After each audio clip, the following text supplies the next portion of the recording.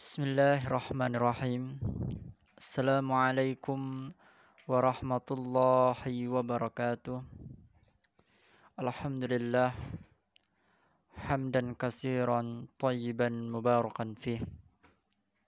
Wassalatu wassalamu ala Rasulillah wa ala alihi wa sahbihi wa man tabi'ahum bi ihsanin illa yaumiddin. Amma ba'd. Alhamdulillah, segala puji nikmat dari Allah Subhanahu wa taala yang telah mentarbiyahkan kepada kita dan yang telah mengatur urusan hamba-hambanya.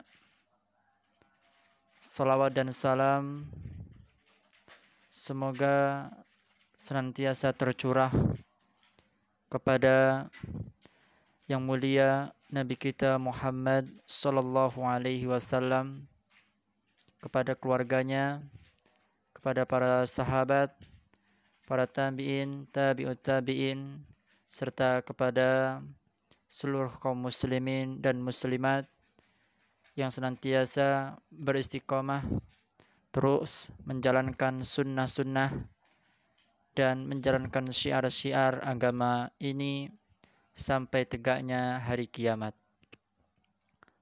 Alhamdulillah, permisa dimanapun Anda berada, kita dapat berkumpul kembali untuk mempelajari agama Allah Subhanahu wa taala, yang dimana Allah Subhanahu wa taala mengatakan, yarfa'illahu alladhina amanu minkum walladhina utul ilma darajatin.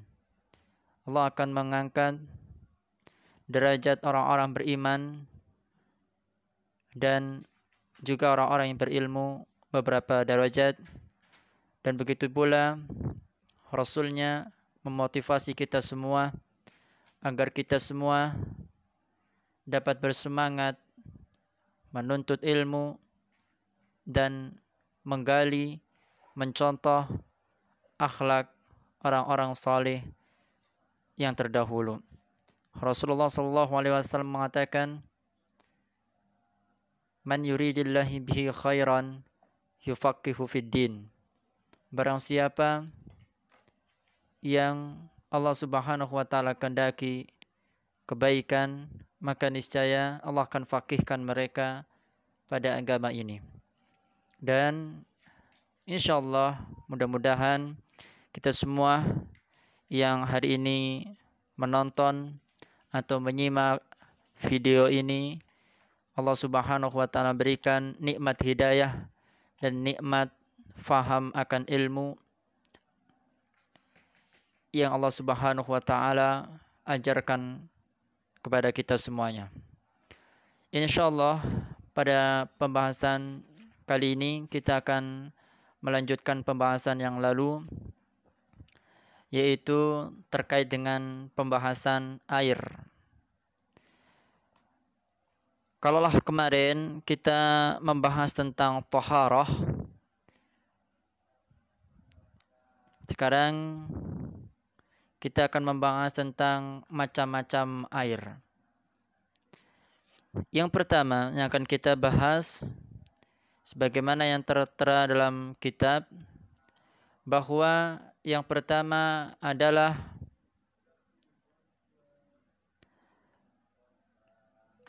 sebelumnya kita mengetahui bahwa thaharah, bersuci, itu dapat menggunakan air yang mutlak dan juga tanah yang suci atau debu. Atau istilahnya, dengan air kita berwudu, kalau dengan debu kita bertayamum. Dan kedua-duanya boleh. Apabila memang tidak ada air, kita boleh bertayamum sebagai alternatif untuk bersuci kepada Allah Subhanahu wa taala. Pembahasan yang pertama terkait dengan air mutlak, yang dimana air mutlak adalah air yang suci lagi mensucikan, yaitu air yang masih murni dan belum atau tidak tercampuri oleh sesuatu yang najis. Adapun air itu sendiri, tentang air mutlak, air yang tidak tercampuri dengan najis, terbagi menjadi banyak. Yang pertama ada air laut. Bagaimana pendapat para ulama terkait air laut? Mereka berpendapat air laut adalah suci. Artinya boleh kita berwudu dengan menggunakan air laut. Dalilnya dari Abu Hurairah radhiyallahu taala anhu, ia menceritakan sa'ala rajulun Rasulullah sallallahu alaihi wasallam faqala ya Rasulullah inna narkabul bahra wa nahmilu ma'ana al-qalil minal ma' fa in atawadda'na bihi atishna afatawadda'u min ma'il bahr faqala Rasul sallallahu alaihi wasallam huwa at-tahuru ma'uhu al-hallu maitatuhu rawahul khamsah. Ada hadis yang diriwayatkan dari Abu Hurairah, ia menceritakan ada seorang laki-laki bertanya kepada Rasulullah sallallahu alaihi wasallam, "Ya Rasulullah, inna narkabul bahr wa nahmilu ma'ana al-qalil minal ma." Sesungguhnya kami berlayar di laut dan kami hanya membawa ma'anal qalil minal ma, sedikit dari air. Fa in tawadda'na bihi atishna. Kalau kita berwudu dengan air tersebut, kita akan kehausan. Afa tawadda' min ma'il bahr, apakah kami boleh untuk berwudu dengan air laut? Faqala Rasulullah sallallahu alaihi wasallam, maka Rasul mengatakan huwa tuhuru, air laut itu suci, ma'uhu, airnya, al-hilu maitatuhu, dan bangkainya juga suci. Demikian permisa yang berbahagia akan Allah Subhanahu wa taala tentang bolehnya kita berwudu menggunakan air laut. Bahkan Imam At-Tirmidzi rahimahullah taala mengatakan ini adalah hadis yang hasan sahih. Ya, artinya hadis yang boleh kita amalkan, ya, dan boleh kita lakukan untuk kehidupan sehari-hari. Kemudian selain air laut yang boleh kita berwudu dengannya, di sana ada air hujan atau air salju atau air embun. Ya. Boleh kita mengadahi air hujan ketika sedang hujan atau salju, atau kita mengadai air embun di teko atau bejana-bejana kita, kemudian kita gunakan untuk berwudu. Boleh tidak? Boleh. Karena memang air hujan, salju, dan embun adalah air yang suci, air mutlak yang tidak tercampuri dengan najis. Datang langsung turun dari atas langit, maka boleh. Ya. Saya bawakan dalil di sini.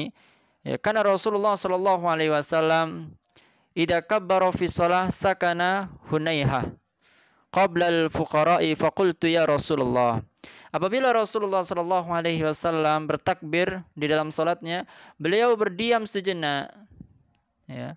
Lalu aku bertanya, faqultu ya Rasulullah, anta wa ummi ra'aita sukutaka baina takbir wal qira'ah. Ma taqulu? Qala aqulu Allahumma baini wa baina khotoyaya kama ba'atta bainal masyriqi wal maghrib. Allahumma naqini min khotoyaya kasaubil al-abyad minad danas. Allahumma silni min khotoyaya bil ma'i wal salji wal barat. Ini rawahul jamaah ila Tirmidzi. Disebutkan bahwa sahabat melihat Nabi SAW salat dan berhenti sejenak, lalu ditanyakan, apa yang kau baca ya Rasulullah? Maka Rasulullah mengatakan, aqulu Allahumma ba'id baini wa baina khotoyaya kama ba'ata bainal masyriq wal maghrib. Allahumma naqini min khotoyaya kasaubil abyad minad danas. Allahumma silni min khotoyaya bil ma'i was salji wal barat. Ini menunjukkan min khotoya bil ma'i wal salji wal barat. Ya. Allahumma silni, ya Allah Subhanahu wa taala, bersihkan basuhlah kami min khotoyaya, dari dosa-dosa kami, dari kesalahan-kesalahan kami, bilma, dengan air, wasalji wal barad, dengan salju, wal barad, dengan air yang dingin, embun. Ini dalil bahwa sucinya atau bolehnya kita berwudu dengan air hujan atau air salju atau air embun yang kita tadahi di bejana-bejana kita ketika malam hari, ya. Karena itu Rasulullah SAW membolehkan perkara tersebut. Kemudian permisa amasya insan yang berbahagia karena Allah Subhanahu wa taala, apa saja selain air hujan, salju dan embun, ternyata para ulama di sini memasukkan air Zam-Zam. Ya, kalau kita di Timur Tengah mungkin kita dapat menemukannya, dan berwudu dengan air Zam-Zam adalah hal yang diperbolehkan. Apa dalilnya? Dalilnya adalah apa yang dikatakan oleh Ali bin Abi Thalib. Ya, berkata, anna Rasulullah sallallahu alaihi wasallam da'a bi sajlin ma'in Zam-Zam fashariba minhu wa yatawadda. Bahwa Rasulullah sallallahu alaihi wasallam apa? Da'a bi sajlin min ma'in. Ya. Nabi sallallahu alaihi wasallam meminta diambilkan air Zam-Zam, lalu beliau meminumnya dan sebagian untuk berwudu. Ini dalil yang qat'i, bolehnya berwudu dengan air Zam-Zam. Ya, karena Rasulullah SAW mengatakan, dan ini adalah hadis yang sahih, diriwayatkan oleh siapa? Imam Ahmad Ibnu Hanbal rahimahullah ta'ala.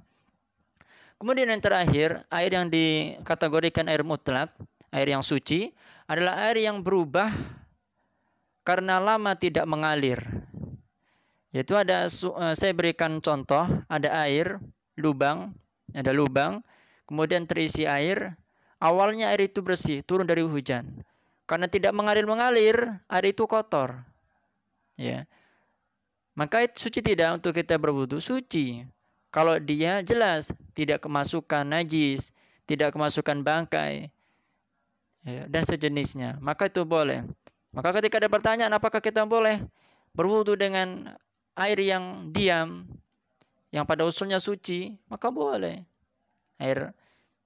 Misalkan air kolam, apalagi kolamnya terjaga. Apalagi ada kolam sekarang ini sangat bagus, menggunakan semen atau keramik, sehingga bisa menampung air. Dan itu tidak tercampur najis, maka boleh. Kecuali tercampur najis, dan najisnya memberikan perubahan yang sangat berbeda, seperti baunya, rasanya, dan warna yang pekat, yang mengandung najis, maka itu tidak boleh. Selama tidak merubah air yang terlalu parah atau bau atau rasa, maka itu disebut juga dengan air yang mutlak. Artinya air yang boleh dipakai untuk berwudu. Kemudian jemaah yang berbahagia karena Allah Subhanahu wa taala, ada air mutlak, ada debu. Ya, karena kita dianjurkan, ya, ketika hendak bersuci menggunakan air, dan ketika tidak ada, fatayammamu sha'idan tahira, maka hendaknya kita bertayamum dengan apa? Dengan debu yang suci tentunya, bukan debu bukan tanah yang najis. Ya. Apa kata Rasulullah SAW tentang syariat adanya tayamum? Rasulullah mengatakan dalam hadis yang dikeluarkan oleh Imam Ahmad Ibnu Hanbal, Rasulullah mengatakan, ju'ilat liyal ardu masjidan wa tahuran. Kami jadikan bumi Allah Subhanahu wa taala itu masjid seluruhnya. Wa tahuran, dan semuanya adalah suci. Oleh ini sebabnya dulu masjid-masjid Nabi SAW, Masjid Kuba contohnya, atau Masjid Nabawi, tidak ada atap, tidak ada keramik pada waktu itu. Semuanya menggunakan tanah. Bahkan disebutkan, ya, ketika musim itu berganti, ada hewan-hewan liar yang masuk ke masjid itu. Kemudian para sahabat sholat di atas tanah itu. Dan ini menjadi bukti yang nyata bahwa, ya, ketika tanah itu suci, maka kita boleh untuk berwudu dengannya. Ya, boleh sholat di atasnya, sebagaimana yang dicontohkan oleh Rasulullah SAW. Kecuali ada kotoran atau ada najis yang mempengaruhi tanah suci tersebut. Contoh, tanah yang habis ada bangkainya, atau tanah yang naudzubillah yang terkena dengan najis, air seni atau tinja dan sejenisnya, maka itu jelas merubah kesucian daripada debu itu sendiri. Kemudian ayuhal ikhwah, permisa dimanapun Anda berada. Kemudian yang terakhir ada air musta'mal. Apa yang dimaksud dengan air musta'mal? Yang dimaksud dengan air musta'mal di sini adalah air yang sudah terpakai atau terjatuh dari anggota badan ketika kita berwudu. Fenomena. Ketika kita pergi, ada seseorang itu menggunakan air wudu dalam satu bejana. Artinya apa? Bekas air wudunya jatuh lagi di bejana tersebut dan ditampung. Lalu digunakan untuk orang berwudu kembali. Apakah itu boleh berwudu dengan menggunakan seperti itu? Atau tidak? Nah, tentunya ikhwatal fillah azani Allah, muslim dan muslimah harus mengetahui hal ini. Ya, ini adalah air musta'mal. Ya, boleh atau tidak kita berwudu dengan menggunakannya? Bahwa para ulama sepakat tentang air musta'mal. Ya. Bahwa air seperti itu tetap suci keberadaannya sebagaimana air mutlak. Dan tidak ada satu dalil pun yang mengeluarkan dari kesuciannya. Artinya apa? Berboleh. Boleh kita menggunakan apa? Satu bejana untuk berwudu. Asalkan tidak terkait dengan najis. Apa dalilnya? Mengenai sifat wudu Rasulullah Shallallahu Alaihi Wasallam disebut sebagaimana diriwayatkan dari Ar-Rubayyi binti Muawwidh bahwa ia menceritakan dalam sebuah hadis Rasulullah SAW pernah membasuh kepala dengan sisa air wudhu yang masih berada di kedua tangannya. Rasulullah SAW membasuh wajahnya dengan sisa-sisaan wudhu yang berada di tangannya. Anna Rasulullah SAW masaha rasahu min fadlin ma'in kana biyadihi. Nabi SAW membasuh kepalanya min fadlin dari sisa-sisa air yang menempel di tangan yang di kepalanya, membasuh ya. Masuk kepala dengan sisa air yang berada di tangannya tersebut. Ini boleh, air musta'mal boleh digunakan. Ya. Kemudian ada air yang terkena najis, jadi luas. Air yang terkena najis, boleh nggak tidak untuk berwudu? Tidak boleh. Kalau jelas itu ada najis, tidak boleh kita berwudu.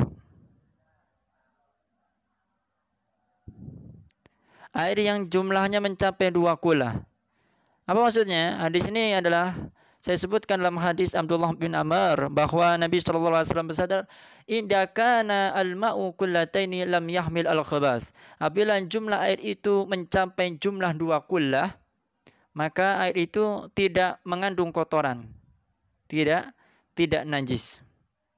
Sanad dan matan hadis ini berstatus muttarib, kontradiksi atau diragukan. Dalam mukadimah pendahuluan kitab Al-Imam Ibnu Abdul Bar mengatakan yang menjadi landasan dari pendapat Imam Syafi'i mengenai hadis 2 kullah merupakan pendapat yang lemah, dan dari sisi teori pun tidak kuat, lemah dan tidak permanen dari sisi asarnya. Kemudian Imam Syafi'i rahimahullah ta'ala pun menetapkan air yang tidak menjadi najis karena terkena atau tercampur benda najis, yaitu selama tidak berubah sifatnya sebanyak 2 kullah atau 5 geribah. Maka itu boleh.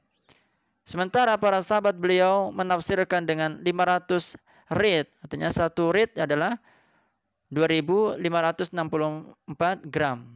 Jadi kalau kita kalikan saja, 1 ritnya 2.565 gram. Sedangkan penganut mazhab Hanafi menetapkan 2 kula itu sama dengan tempat air yang besar, yang satu sisi tidak goyang apabila sisi lain digerakkan. Artinya besar, kolam renang. Artinya enggak besar, maka boleh seperti itu. Kemudian air apa lagi? Air yang tidak diketahui kedudukannya. Kalau tidak ketahui kedudukannya, asal-usulnya, tinggalkan yang meragukan. Cari air yang lebih baik.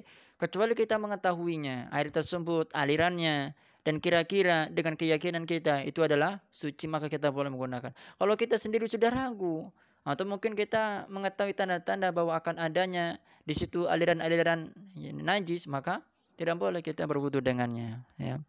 Rasulullah SAW melarang itu. Ya. Itu adalah bentuk-bentuk air ya. Sekali lagi, air itu dilihat menjadi dua, mutlak dan tidak mutlak, air yang suci dan tidak suci. Yang suci artinya boleh kita berwudu dengannya, dan tadi telah disebutkan, dan yang tidak suci, yang tidak mutlak, maka tidak boleh kita menggunakannya. Ya, air yang sudah baunya berbeda, rasanya berbeda, bahkan warnanya sudah pekat dan menandakan bahwa di situ ada najis, maka hukum Islam mengatakan dalam fikih ya, mereka mengatakan para ulama tidak boleh untuk menggunakannya berwudu dengannya. Lalu apa kalau enggak ada air? Apa kata pembahasan kita sebelumnya? Kalau tidak ada air adalah bertayamum dengan debu. Itu pun harus menggunakan debu yang suci, yang tidak terkena dengan najisnya. Jadi seperti itu. Mudah-mudahan ini bisa tersampaikan oleh kita semuanya ya, tentang masalah air dalam bab wudu, dan tidak ada keraguan lagi terhadap air yang akan kita gunakan untuk berwudu, boleh atau tidaknya. Wabillahi taufiq wal hidayah. Syukran wa jazakallahu khairan katsir. Wassalamualaikum warahmatullahi wabarakatuh.